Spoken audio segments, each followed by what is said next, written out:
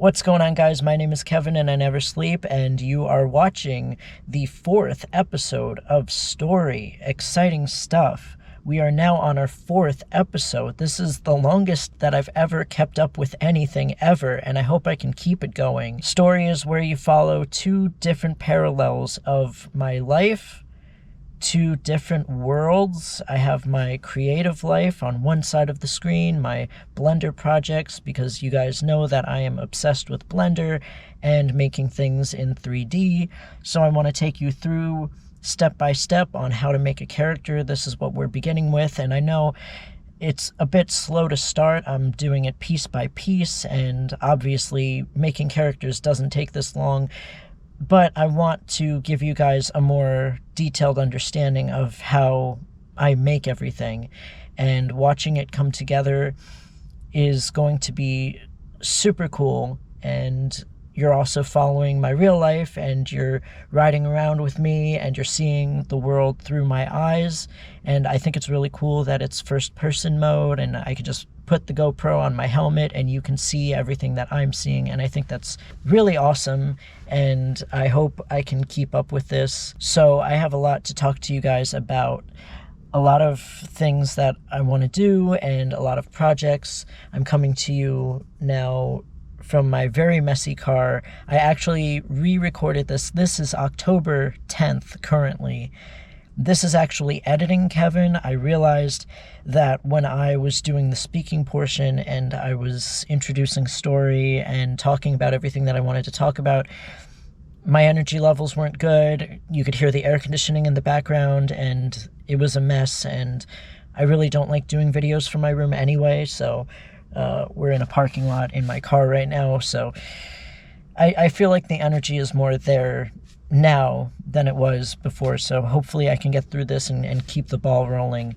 So I genuinely wanted story to be up by now, but I'm doing this talking portion really quick so I can kind of get back home and plug it into the timeline, add some music. I still got to do some music and adjust the audio levels. I hope the audio is good on the GoPro.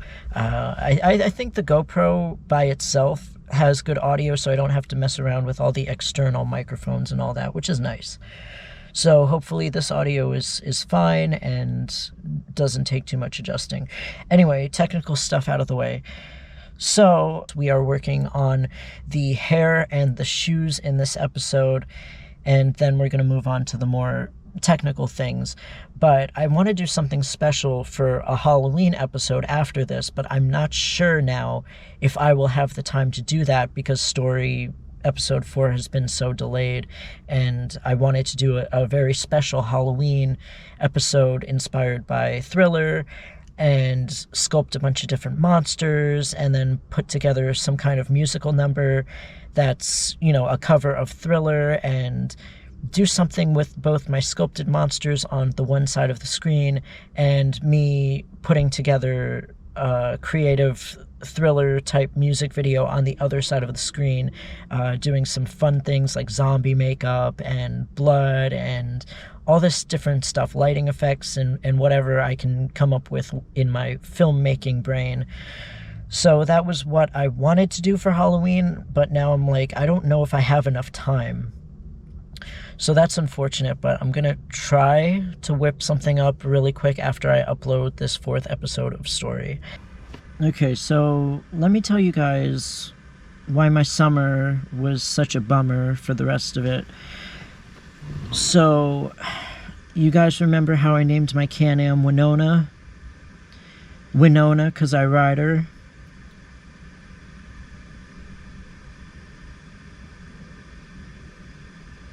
So, remember how she had a side saddlebag, a trunk, and another side saddlebag? You know, she had a lot of trunk for the junk. She had a sizable caboose. She had a big ass. You remember that? You remember seeing that in the previous videos? Yeah, well, that's gone. It fell off. Yeah, Winona's ass just fell off on the highway. I traveled a little ways before I even realized it because I didn't hear it. I heard something, but I didn't know it was that. Because, like, I had my helmet on, I had my earplugs in. So I might have traveled, like, maybe 2 or 3 miles before a guy rode up alongside me with his window down, and he motioned to my bike behind me that I lost all of my stuff.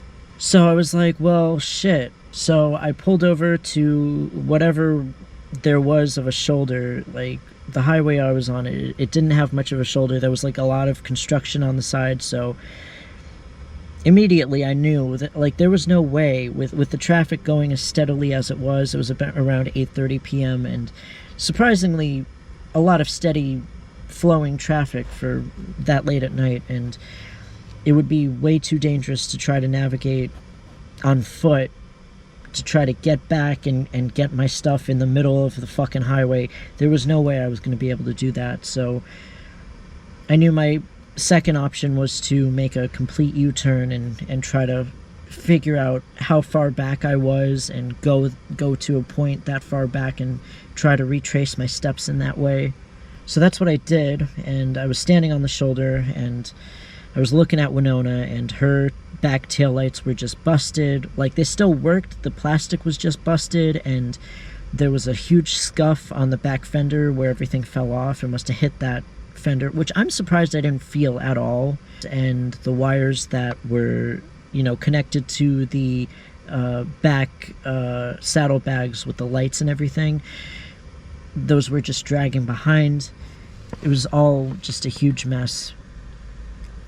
So I get back on Winona and I pull over to the nearest neighborhood, and I'm just trying to figure out Google Maps, and my heart's beating so fast. I'm like really stressed out and anxious, and my mind's going to all of these like dark places, like what if I caused an accident behind me? Like, I don't know.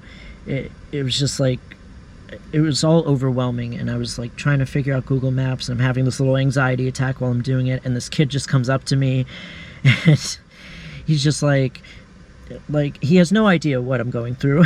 And he comes up to me and he's asking if I could, I don't know if he's asking if I could twist the throttle or if he could twist the throttle. I interpreted it as he wanted to twist the throttle. So I'm like, fine, I'm exhausted, I'm stressed out, I have my foot on the brake, I'm like, yeah, go for it. So he does, and I go flying.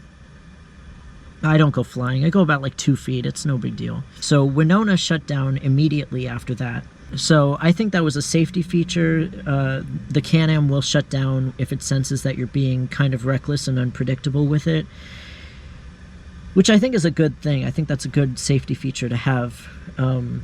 But I look back at the kid, and I think he's concerned that he broke my bike, which is kind of funny. And I'm just like, I'm like, are you good? Like, because I want to make sure that he didn't get hurt in any of that. I'm like giving him the thumbs up, like, are you good? Are you good? And he gives me the thumbs up back. And I'm like, okay. So I turn my bike on, and like, everything's fine. And I continue on, trying to circle back to where I lost my stuff. I just thought that moment was kind of like comic relief, so I thought I would include that in the story. Just a shit show, right? Like, I'm causing a disturbance on the highway. Now I'm endangering the life of a child. Clearly I was on a roll that night, so I'm just having a chaotic night. So I'm circling back around, and I don't find anything. I don't find any sign of my stuff. I don't find any sign of an accident. Just to be on the safe side, I did hold myself accountable. I did, like, report it.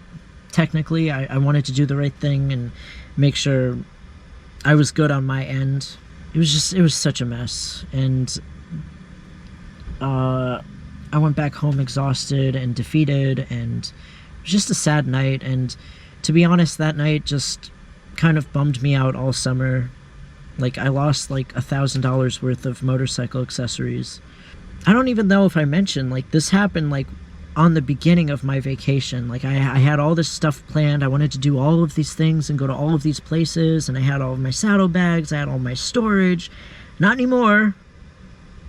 Not anymore. Now I just have my backpack.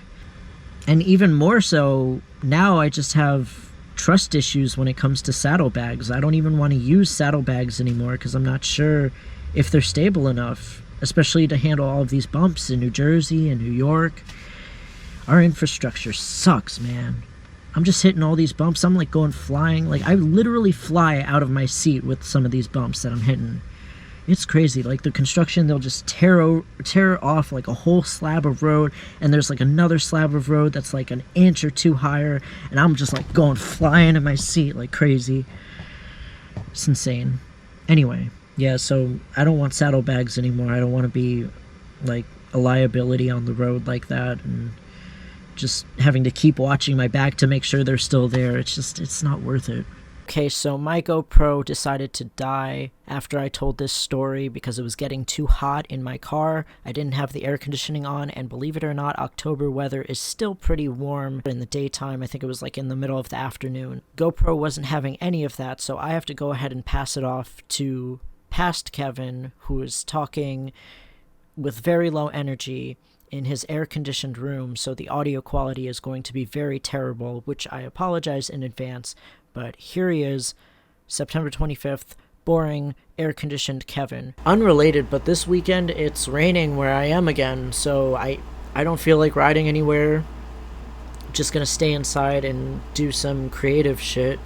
Lots to do, lots of planning, lots of things ahead. I think that's part of the key to happiness, really. Not to go off on a tangent, but I think the key to being happy is to continue to make more work for yourself, more projects, more goals, things to look forward to. If you don't have anything to look forward to, then I can see how life could be pretty miserable. We need to work, we need to inspire each other to work, and help people realize that even with new technology taking over, it's not the end of the world. You know, keep showing your work. Keep working hard and showing everybody your progress, even if your first projects suck. You know, looking back years from now, when you look back at your old projects and you see how much you've improved, it's such an incredible feeling that nothing can really replace. It is part of what makes you happier. You know, giving yourself a purpose. If other people can relate to it, I think other people can relate to 3D art a lot because it encompasses so much of our day-to-day life. Video games, architecture, concepts, designs, even two-dimensional artists, sketch artists will make 3D models to better their understanding of perspective in their sketches, in whatever art they're making, you know, visualizing things. And the 3D world is an amazing way of consciously breaking down and understanding our real world. I think I have a bit of a control freak element to me that loves having that kind of control, and Blender allows you that kind of control. Whatever creative control that you want, you can learn it. The internet is at your fingertips. You can learn really anything that you want to. I feel a little bit more passionate when I talk about things like this, and it feels more natural, and I'm finally feeling more natural after trying to do this video over and over again. I've been recording for over an hour now, so obviously this isn't working out. This drawing and talking isn't working out, so I just have to keep it simple. I've just been having a streak of very low energy, and I've been feeling very demotivated and not wanting to go out and do anything, especially with all the rain and stuff.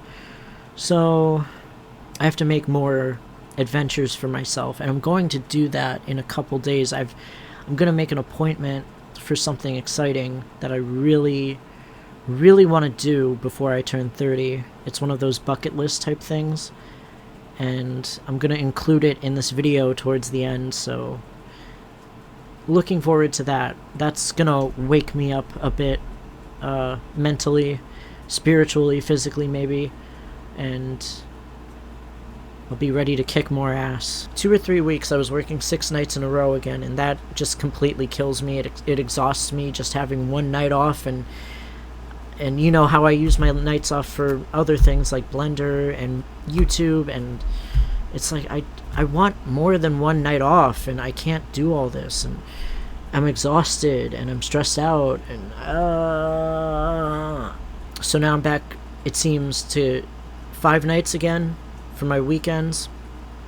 So I got the Saturday night off and the Sunday night off.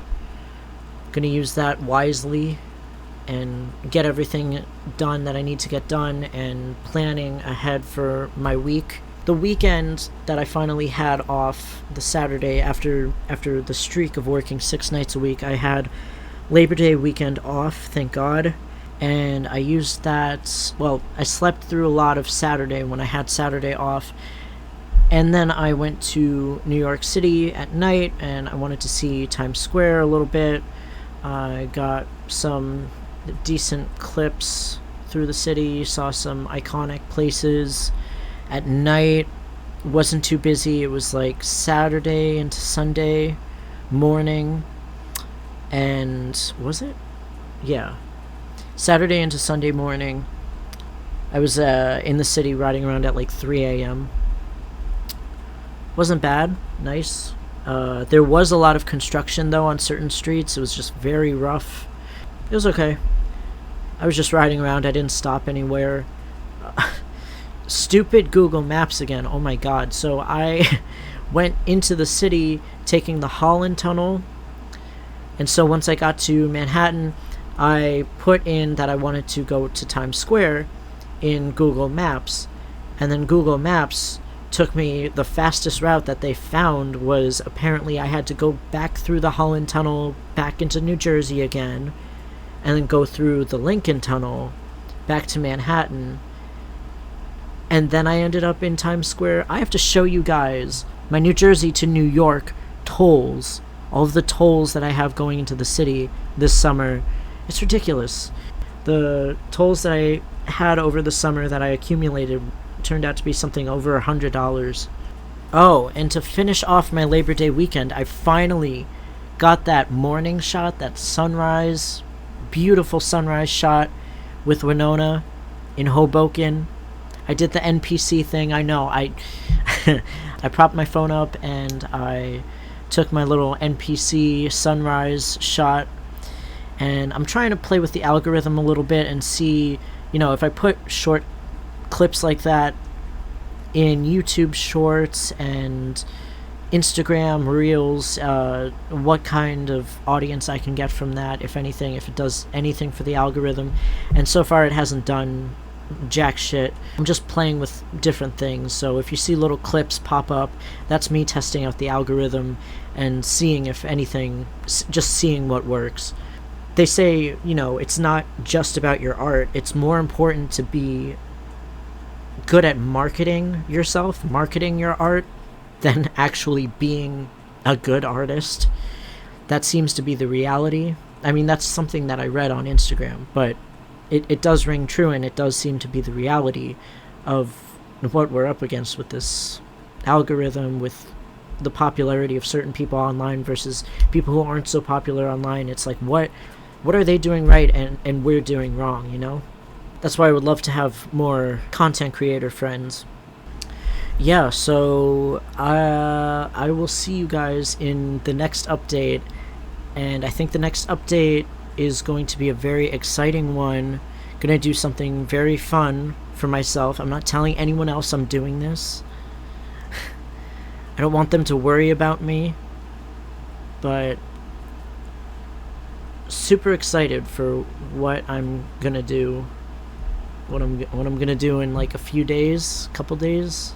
I have to see what day I can book this. So really looking forward to this end of summer finale. So I will see you guys in that update.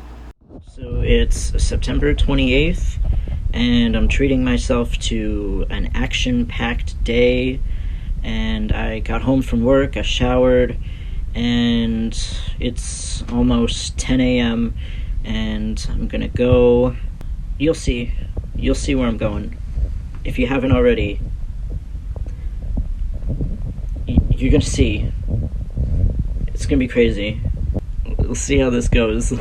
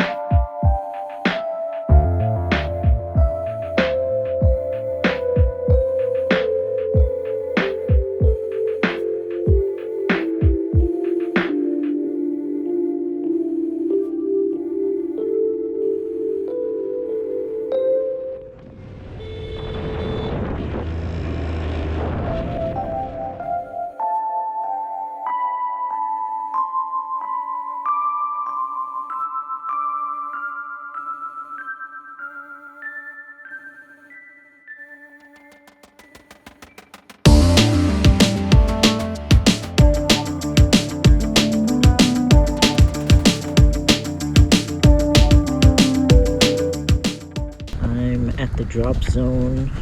I'm gonna go skydiving.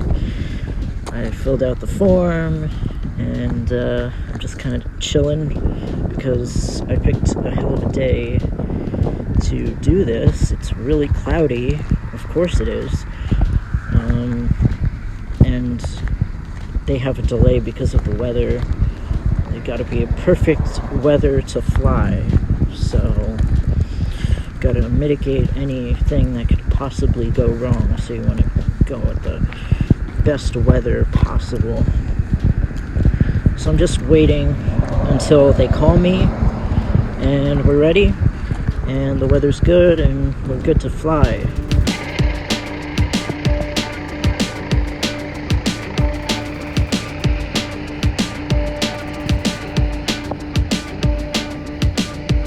I got here at 11:30. I was late because I took the wrong exit, and now it's just past 1 o'clock and nothing.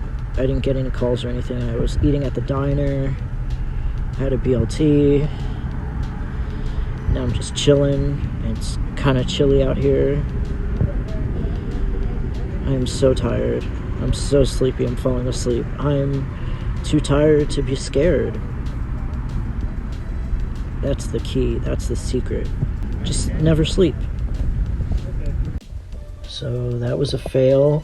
The weather wasn't weathering enough for what we wanted to do, and the clouds would not go away.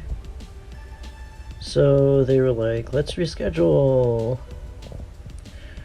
So Friday and Saturday are raining. So that leaves Sunday. So I gotta wait.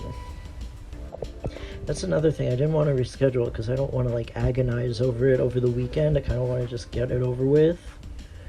It's not one of those things that it should be a fun thing to look forward to, but I'm just like, I kind of want to get it over with to do it and to say that I did it, you know? Why is it always raining? Why is it always raining?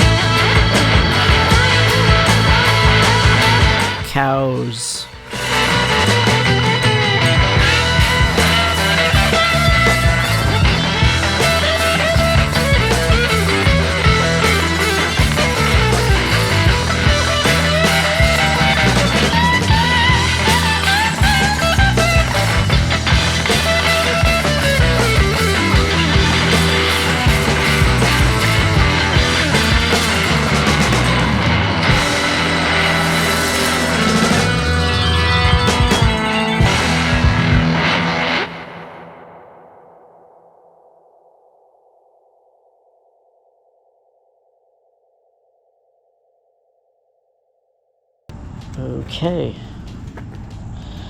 So I'm here again. There are so many cars in this parking lot. I didn't expect it to be this busy because I was the only one there on the cloudy day because everyone else had common sense not to come on a cloudy day. Yeah, so it was hard to find parking. I just parked wherever. Parked right there. Yeah, so big day.